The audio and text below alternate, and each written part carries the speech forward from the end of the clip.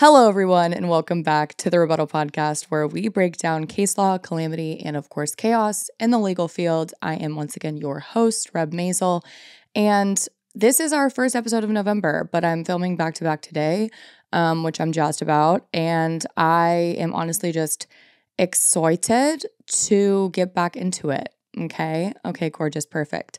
I don't really have too much of an intro for you. Maybe it's because I feel very brain dead today. I don't know what it is. I'm exhausted. When am I not exhausted? But let's get into it. Let's get into something. Please, Lord. Here we go.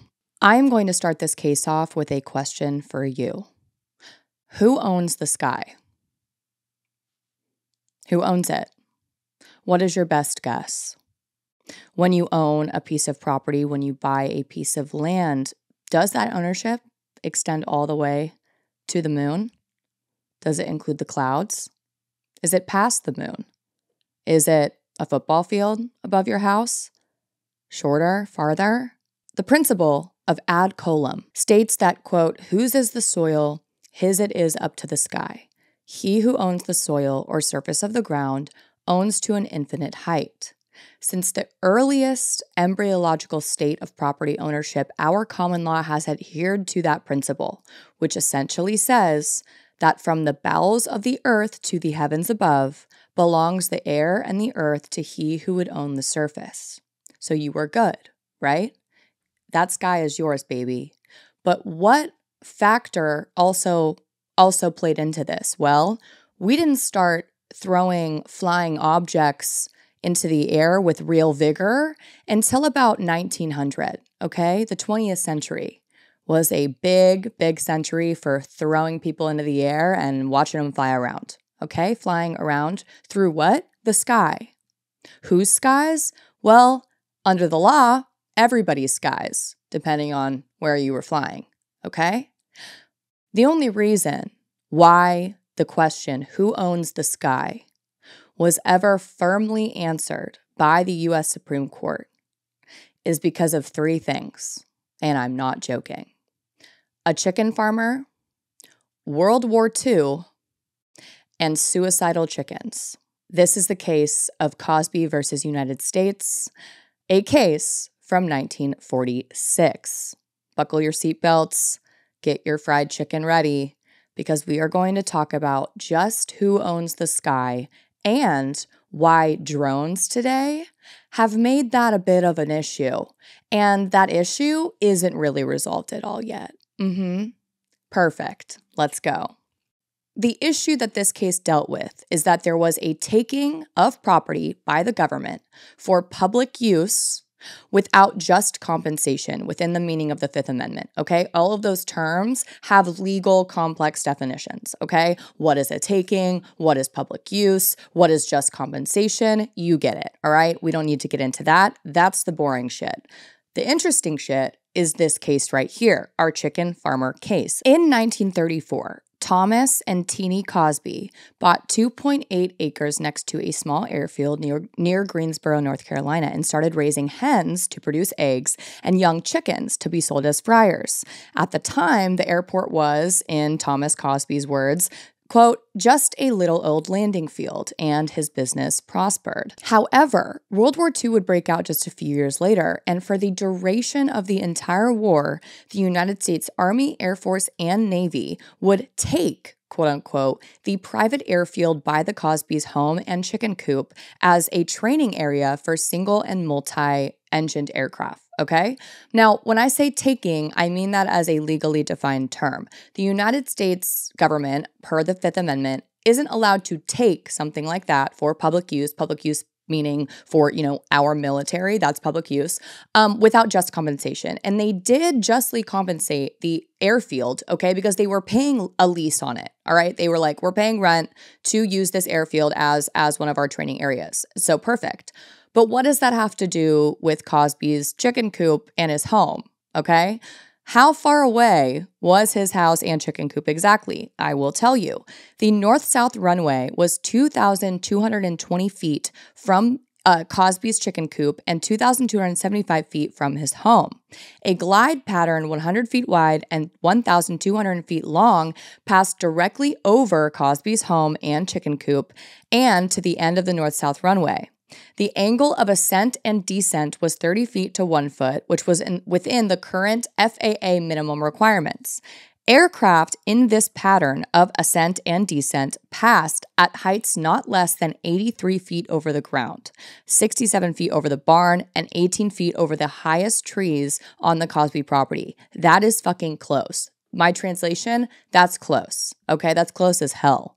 Approximately 4% of all flights used the north-south runway from 1942 through 1946. The noise of this aircraft, of these aircrafts, okay, was so audaciously loud. I'm sure you can imagine. If you've ever even been near a military base, you know how loud it is. Those are modern aircraft, okay? In the 1940s, that shit is still loud as hell, all right? It kept the family awake the entire night. It was so bad that the chickens were scared out of their fucking minds. And mind you, I told you that their business, okay, with the eggs, the egg laying, and selling the chickens was extremely profitable. They were doing great. He was a successful chicken farmer, okay, at that point, Causby was, before the U.S. government decided to move in to this airfield right next to him. Causby's wife, Teenie, testified, quote, "The aircraft would swoop so close to the house that it seemed they were taking the roof off." Besides unnerving the Causbys and keeping them up all night, the chickens weren't just terrified, they killed themselves. You heard that right. Thomas Causby testified, quote, "They would jump off the roost, get excited, and jump against the side of the chicken house and the walls and burst themselves open and die. I have taken out as high as 6 or 10 in one day." So 6 or 10 dead bodies, like bodies of these chickens in one day. The chickens refused to lay eggs, and ultimately about 150 of them killed themselves when they flew into a panic from the noise. I cannot, okay? I cannot. This continued through the duration of World War II. However, in 1943, the effects on the chickens were so bad that the Causbys were forced to liquidate their chicken business. They couldn't do it anymore. How insane is that? After doing that, they decided to hire an attorney. They said, wait a minute, there's no way this is okay. And the attorney was like, maybe we can pull some strings here. Had the airplanes been flown by civilians, the Causbys would have had an open and shut case of trespass and or nuisance against a citizen, but since the aircraft were military, the doctrine of sovereign immunity seemed to shield the government from lawsuits. So their attorney came up with a brilliant alternative to sue, and that is under the takings clause of the Fifth Amendment. Woo, we're learning so much, okay? According to the takings clause of the U.S. Constitution, private property cannot be taken for public use without just compensation, as I've told you. The attorney filed their lawsuit arguing that the military flights had rendered the Causbys' property uninhabitable, thereby constituting a taking, legally, quote unquote, okay? It's a pretty good argument. The lower court sided with the Causbys, okay, and said, yeah, legally, you're correct, this is a taking, et cetera, and awarded them $2,000 as compensation for the quote-unquote taking. Because again, takings by the government aren't illegal, okay? The government does that shit all the time. You can probably find a bajillion people just in your community who have been compensated justly for certain takings, okay? What the government is just required to do is justly compensate you for that. Okay, that is the standard. That's what the government has to do. Okay, of course, I can get into what exactly a taking is and what it can't be, what is public use, what is not public use. But in this case, all you have to know is that yes, what the government was doing is public use. Okay, this can be and should be considered a taking for sure. And just compensation, the court decided would be $2,000. Okay, which back then, $2,000 in 1946 is equivalent to about $32,375 today. All right, so not, I don't think, enough to make up for an entire profession that you just lost out on, but it was a compensation. And the court thought it was just. Now, the military, all right, the U.S. government freaked the fuck out at this, okay? They said, oh, dear golly God, this chicken farmer and his damn fucking chickens are going to make our military bases obsolete. We're going to have to pay out all of these, like, we're not doing this, okay? Because as the government does, it never wants to take accountability. We know that. We would know. So they said, yeah, so we're going to appeal this for sure to the higher court. We're going to appeal it to the U.S. Supreme Court. So they did, okay? And the U.S. Supreme Court had to determine, because of suicidal chickens, who owns the damn sky. So what's the answer? Well, as I already discussed, Causby did indeed invoke the doctrine that I mentioned in the beginning, the doctrine that states that he who owns the land owns the sky above it and the ground below it, okay? So he was arguing, hey, to the heavens, baby. That's the common law. That's the law that we have invoked, that we've included in our legal landscape. That's what we've adhered to, baby. So like, what's the fucking problem? We're not saying that you can't fly the planes. We're saying that you need to justly compensate people for certain takings that occur because of it, right? The U.S. government argued in opposition and the basis of their appeal that they actually owned all airspace over the U.S. They owned it all, every inch, every millimeter of it, per the 1926 Air Commerce Act. Because again, we didn't start throwing people up into planes until about 1900, okay? So the 1926 Air Commerce Act came about with respect to, regulation of, airplanes in the sky. We needed to start, having our law catch up to what was going on, which is what it should do, okay? Law should always change. It does all the time. It's a beautiful thing. And the government said, hey, yeah, so this, the basically a fine reading of the 1926 Air Commerce Act totally says that we have ownership of all this shit. So get fucked. But what does that mean, right? Is that an inch above your lawn? That would be kind of ridiculous. But hey, technically air, right? Technically air. Is it 50 feet above your house? Is it 80 feet? How do we even determine this, right? What's the vibe here? What is the fucking vibe? Or maybe we're just going to go with, property owners own to the heavens, and we'll call it a day. And God, wouldn't it be nice if that was the outcome? It would have made things a lot more interesting and probably a lot more complex and muddled and difficult. But unfortunately, shit's not that easy. Okay, shit's not that easy.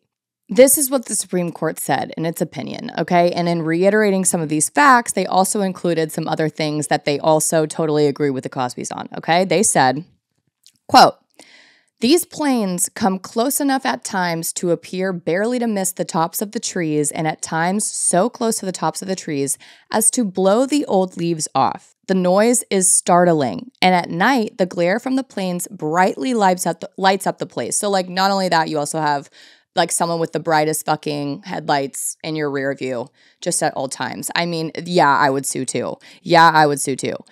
As a result of the noise, they had to give up their chicken business. As many as 6 to 10 of their chickens were killed in one day by flying into the walls from fright. The total chickens lost, as I told you, was 150. The result of this was the complete destruction of the use of the property as a commercial chicken farm. Yes, you could still live there, but no longer can be your job, which sucks, okay? Totally sucks. Now, the United States relied on the Air Commerce Act of 1926, which the Supreme Court pointed out, okay? And under that act, it stated that, quote, "The United States has complete and exclusive national sovereignty in the airspace over this country," which is broad as fuck. "They grant any citizen of the United States, quote, a public right of freedom of transit in air commerce through the navigable airspace of the United States. Navigable airspace is defined as, quote, airspace above the minimum safe altitudes of flight prescribed by the FAA. Now, it used to be called the Civil Aeronautics Authority, but like it's now the FAA, and it's just easier to say that, okay? So the FAA, right, is a federal agency basically charged with determining all of these little guidelines, because obviously the courts aren't the experts and they shouldn't be able to, right, pull out of their booty cheeks what navigable airspace means, like how many feet above the air, like what's navigable for which aircraft and which not, right? This is why the experts are required for this shit, and why the Supreme Court's overturning of the Chevron case, okay, last year is so fucking detrimental to our livelihood, our lives this year. Holy shit, this year. Because yeah, it basically puts all of this in the court's hands. So now this is a real podcast episode, real life example of how Chevron directly, like that being overturned, can impact the FAA's ability to do its job, which is mind-blowing. Anywho, as an aside, it is provided that, quote, such navigable airspace shall be subject to a public right of freedom of interstate and foreign air navigation. It is therefore argued by the U.S. government that since these flights were within the minimum safe altitudes of flight, which had been prescribed, which technically they were, even though they were dusting the tops of these fucking trees like a chainsaw, okay, and making it literally unbearable to be in those in that home, and clearly that coop, okay, it was not the littest coop in the hood. I'll tell you that much. Like, it was a crime scene. It was a bloody crime scene with those chickens, like those poor chicks. Okay, even though all of that happened, still the U.S. government proved that it was still within the safe guidelines, and that hadn't really been in argument, I guess, in the lower court when the lower court sided with the Causbys, because the point of it isn't that the U.S. government is doing something illegal, right? Like, the U.S. government can operate within the navigable guidelines of airspace for sure. Like, if this was safe per the FAA, then beautiful, perfect, gorgeous. That doesn't mean that you didn't also take something from me in the course of that. Because you can have, noise can be a taking, pollution can be a taking, you making this land uninhabitable it can be a taking, right? If, all of these other things are satisfied, don't just start, trying to listen for planes at night and sue. I mean, maybe do and tell me about it, and I can laugh at how you lost big. But anyhow, okay? That's the point. The U.S. argued, yes, these were safe these were safe. The U.S. government argued in the Supreme Court that these flights were an exercise of the declared right of travel through the airspace. The United States concludes that when flights are made within the navigable airspace without any physical invasion of the property of the landowners, we're just ignoring the leaves, okay, there has been no taking of property, okay, quote unquote. Basically, they're like, if there isn't a tangible thing that we're literally touching, it's not a taking, which is a terrible fucking theory for us to have agreed with, and the court didn't agree with us. Don't worry. I just told you all the reasons why a taking can be something other than just someone literally like slamming into your chicken coop and being like, fuck you, okay? It can be the noise, it can be the result, it can basically be proximately caused, okay? So fuck that argument. That would have been trash, but whatever. Okay, that's what they argued. So they also argued that the landowner, the Causbys, okay, chicken farmer, does not own super adjacent airspace, which he is not subjected to possession by the erection of structures or other occupancy. So they're challenging Causby's argument about the to the heavens principle, okay? Like, this air is mine. This land is my land. This land is my land. From California to the chicken coop highlands, okay? This air is mine, not yours, mine. Not yours, mine.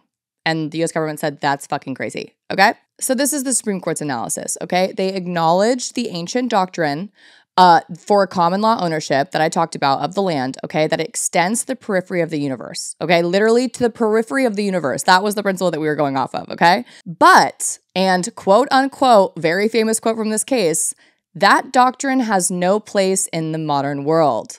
The air is a public highway, as Congress has declared.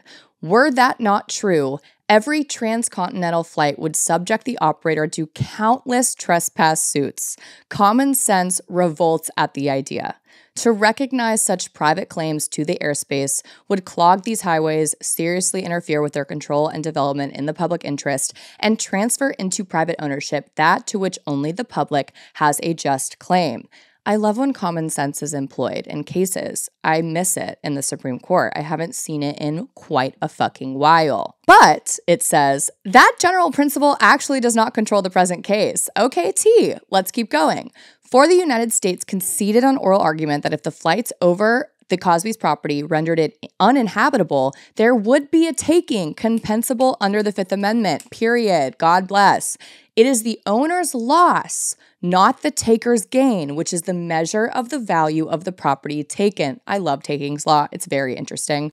Market value, fairly determined, is the normal measure of the recovery, and that value may reflect the use to which the land could readily be converted as well as the existing use.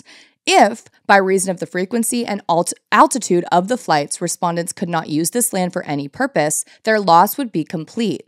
It would be as complete as if the United States had entered upon the surface of the land and taken exclusive possession of it. snaps. Classic takings law. Classic takings quotes, all right? If you're a law student and took property law or even con rights, okay, con law for sure, you're like snooze crews, like this is basics. But for people who don't know this, it actually is very interesting. I think it's interesting. I was a nerd in my classes, like, this is so interesting. And they were like, shut the fuck up. Thanks. So the court agrees that in those circumstances, there would be a taking, the circumstances it just described, though it would only be an easement of flight which was taken. Like basically an easement means like a permissive route through someone's property that isn't permanent. Like, I mean, like it's not like at all times someone is using it. It's just an easement, like you know what I mean? Like a path through someone's yard kind of thing, okay? I know that's like not the right definition of easement, but visually for a fucking podcast episode, I feel like that's good enough, okay? So it's like it's an easement, okay? An easement to ease yourself through, all right? Ease yourself through. Some easements are permanent, some are not. This was not. It was temporary because it was only an easement when the planes were using it, right? There is no material difference between the hypothetical case of the government basically effectively exclusively taking the fucking property, right? Like making it completely unusable. And this one, except that here, the enjoyment and use of the land, the chicken farmer's land, was not completely destroyed, okay? And we split hairs like this. Absolutely in takings law, we split those fucking hairs, okay? But the court says that does not seem to be to us to be controlling. The path of glide for airplanes might reduce a valuable factory site to grazing land, an orchard to a vegetable patch, a residential section to a wheat field. Some value would still remain, despite the fact that, you did take an L.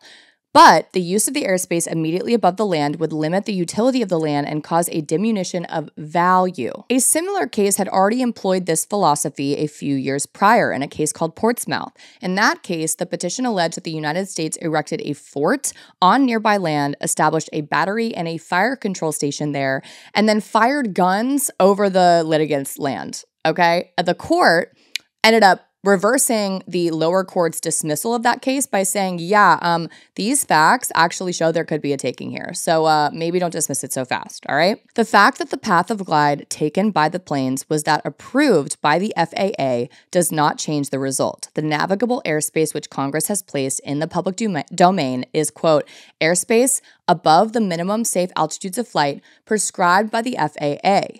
If that agency prescribed 83 feet as the minimum safe altitude, then we would have presented the question of the validity of the regulation, but nothing of the sort has been done. The path of glide governs the method of operating, of landing or taking off. The altitude required for that operation is not the minimum safe altitude of flight, which is the downward reach of the navigable airspace. The minimum prescribed by the authority is 500 feet during the day and 1,000 feet at night for air carriers. Hence, the flights in question were not within the navigable airspace which Congress placed within the public domain. If any airspace needed for landing or takeoff were included, flights were so close to the land as to render it uninhabitable would be immune. But the United States concedes, as we have said, that in that event there would be a taking. Thus, it is apparent that the path of glide is not the minimum safe altitude of flight within the meaning of that statute. So, if you didn't understand any of that mumbo jumbo, this is what the court is basically saying, okay? It's poking holes in the United States argument because the United States is like, well, we are totally within the navigable airspace, And the court is like, well, no, you're not, because you're taking off and landing. The navigable airspace is talking about, 500 feet during the day and 1,000 at night. Like that's a different measurement, okay? 83 feet is not the minimum safe altitude that it says in the FAA regs. Like you're kind of full of it. And the path of glide, okay, that was going within the home was the issue here, not like that you were flying planes within the navigable safe altitude above your house. So they're basically just saying, the court's basically just saying, okay, like let's like get serious here. Like we're talking about something a little different. We have said that the airspace is a public highway, yet it is obvious that if the landowner is to have full enjoyment of the land, he must have exclusive control of the immediate reaches of the enveloping atmosphere. This is important. Immediate reaches was drilled, okay, into my head with respect to like property law, okay, this type of takings law. Immediate reaches became very much the standard, okay, which is different than to the heavens and the moon and the stars in the sky, which I'm a little sad about. I like that's a little bit more romantic to me. You know what I mean? Like I own like the galaxy. No, you don't. You own the immediate reaches. And thank God for some of y'all that they don't consider immediate reaches to be based on your height, because that would be a little tough. I'm a tall girl, so period. It should absolutely be judged by that. But for some of the short kings and queens out there, y'all would be shit out of luck. Totally for sure. So let's get back to it. Otherwise, okay, if you didn't have control over the immediate reaches of your property, then buildings could not be erected, trees could not be planted, and even fences could not be run. The principle is recognized when the law gives a remedy in case overhanging structures are erected on adjoining land. The landowner owns at least as much of the space above the ground as he can occupy or use in connection with the land. The fact that he does not occupy or use it in the physical sense by the erection of buildings and the like is irrelevant. Okay, no one gives a fuck. Like, just because because I can build a building, all right, doesn't mean I have to in order to say that I have a claim over it. Okay, if I own that land. As this court has said, the flight of airplanes which skim the surface but do not touch it is as much an appropriation of the use of the land as a more conventional entry upon it. The airplane is part of the modern environment of life now, and the inconveniences which it causes are normally not compensable under the Fifth Amendment. The airspace, apart from the immediate reaches above the land, is part of the public domain. We need not determine at this time what those precise limits are. Flights over private land are not a taking unless they are so low and so frequent as to be a direct and immediate interference with the enjoyment and use of the land. We need not speculate on that phase of the present case, for the findings of the court below plainly establish that there was a lowering in value of the property and that the frequent low-level flights were the direct and immediate cause. We agree with the lower court that a servitude has been imposed upon the land. Thus, the Causbys are indeed entitled to just compensation, but they threw it back to the lower court to decide how much that compensation should be after their opinion is rendered, because they didn't totally agree with what the lower court said, okay, about like owning the heavens and shit. So they were like, adjust properly, okay, for the fact that this was kind of a temporary taking, okay, and not a permanent one, and figure it the fuck out, okay? But mind you, right, this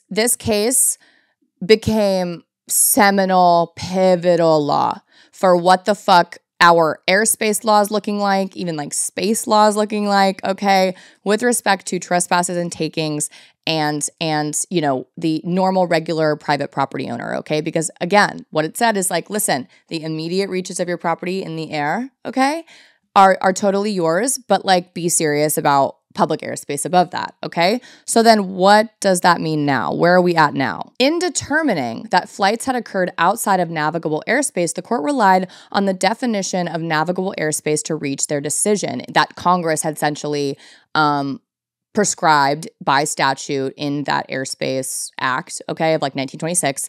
And at the time, it was defined as airspace above the minimum safe altitudes of flight prescribed by the FAA, which was formerly the Civil Aeronautics Authority. However, shortly after this decision, Congress redefined navigable airspace to include, quote, airspace needed to ensure safety in the takeoff and landing of aircraft. So this is a pivotal, prime, beautiful, lovely example of the way that courts and Congress feed off of each other appropriately. Like the court is not going to rewrite the statute and say you should have accounted for takeoff and landing as navigable. They're going to say this fucking statute, okay, says fucking this is navigable. And the navigable starts at 500 feet and up, right? And like 1,000 feet and up, okay? That doesn't include 83 feet above the fucking, right, like above the ground. No, it doesn't. And yeah, so this is our holding. And I'm pretty sure it didn't affect the outcome of whether the Causbys, you know, got compensation because of course, like regardless of whether they were in navigable airspace or not, like it was still a taking because it was doing such horrible things to their land, okay? Because it was the government, mind you. If this were like a random person with a plane, it would be different. It would be totally different. But because it was the government, this was a taking, okay? Because it has to be a taking by the government, not just some rando. Right, amazing. Sorry I forgot to say that. Glad that we cleared that up, okay? So Congress, okay, read this holding and said, okay, period, we totally forgot to define that. And so that's why they defined what takeoff and landing was, okay? This is how government should typically work in theory, right? In fucking theory. So currently, fun fact, some aircraft, such as helicopters, balloons, and ultralights, do not have minimum safe altitudes, like regulations, but it's neither here nor there, okay? The question of whether takings thus occur within navigable airspace, so within it, right? Because in Causby, the court said this is not navigable airspace that you're in, 83 feet. No, it's not, okay?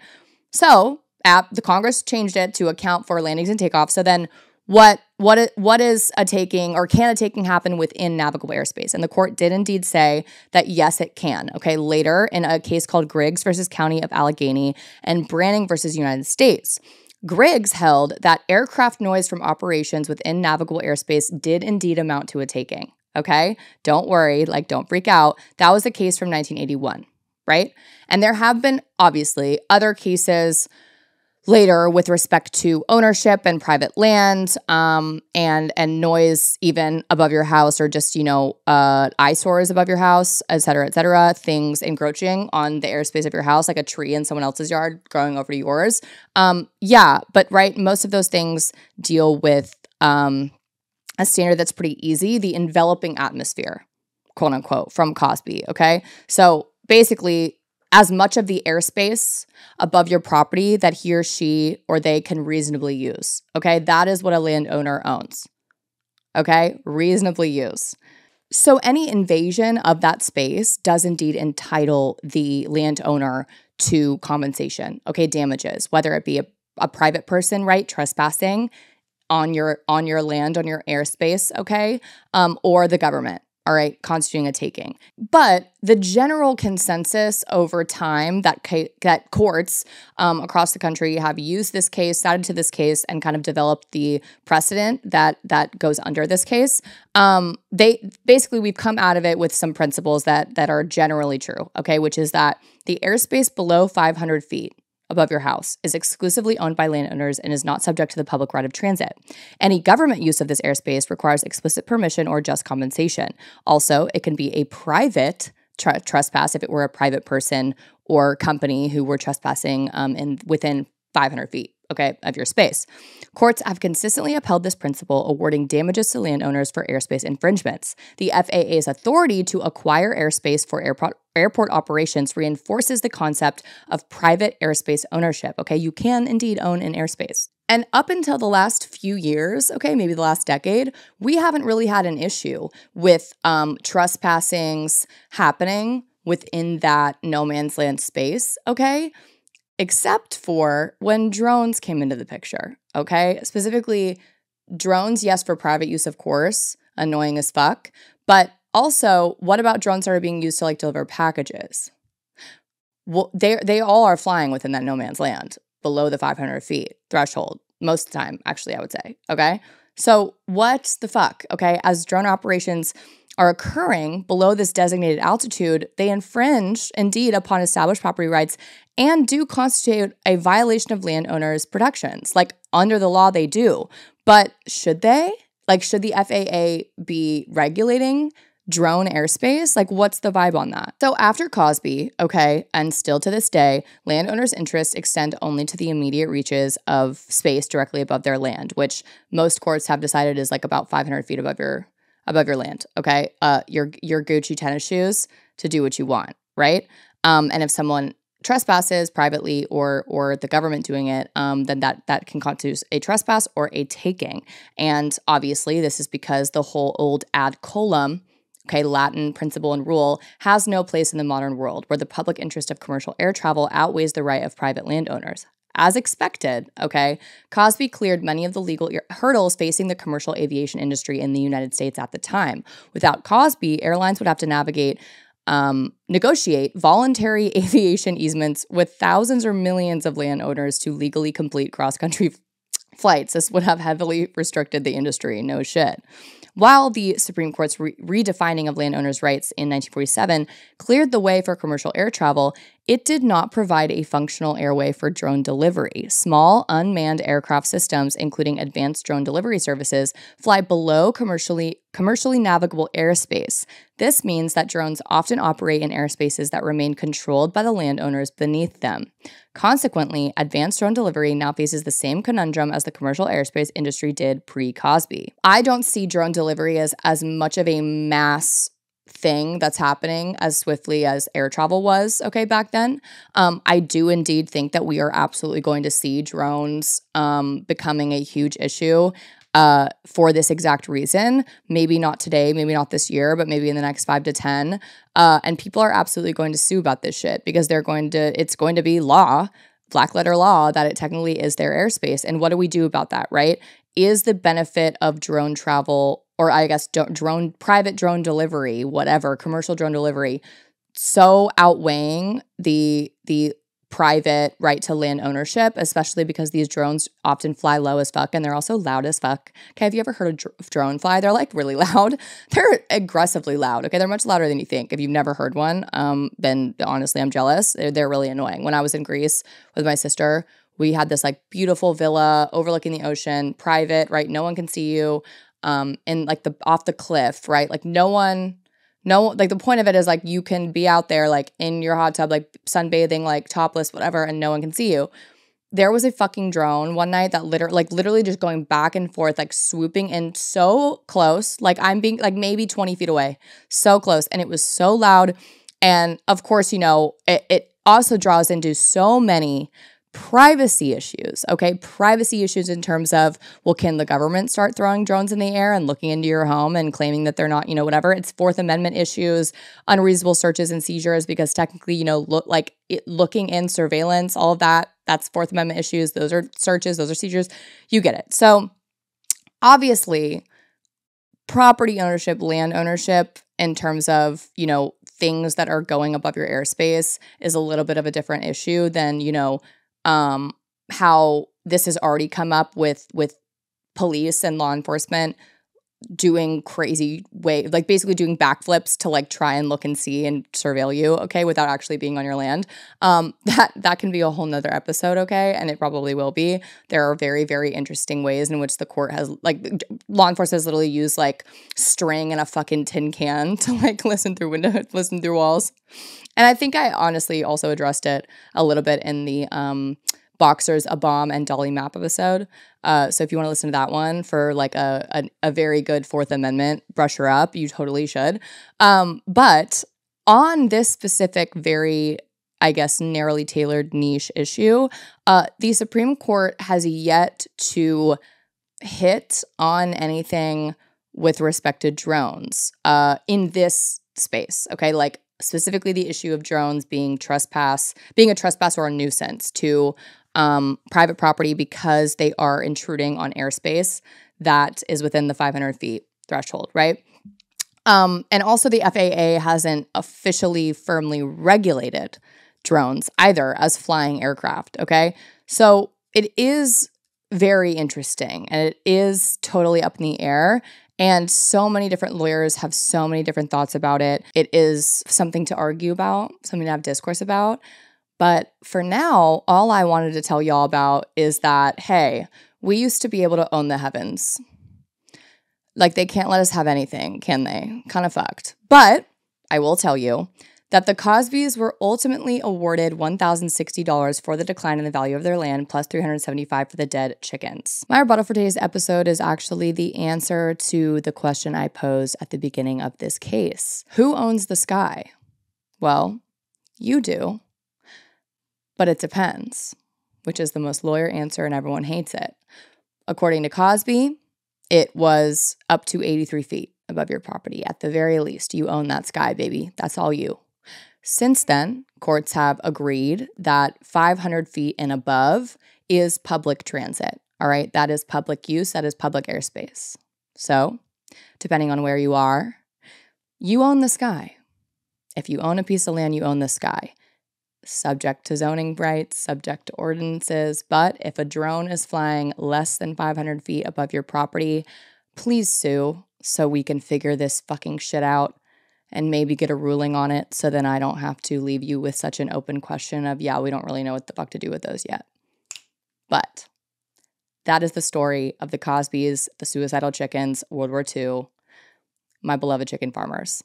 Love you guys. See you next time.